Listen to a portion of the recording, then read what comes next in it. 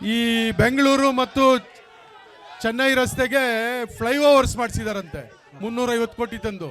ಇದು ಹೇಗಿದೆ ಅಂದ್ರೆ ಕೂಸು ಹುಟ್ಟಿದ ಮೇಲೆ ಕುಲ ಇಟ್ವಿ ಅಂತೇಳಿ ಆ ರಸ್ತೆನ ಮಾಡಿದಂಥವ್ರು ನಾವು UPA ಸರ್ಕಾರ ಇದ್ದಾಗ.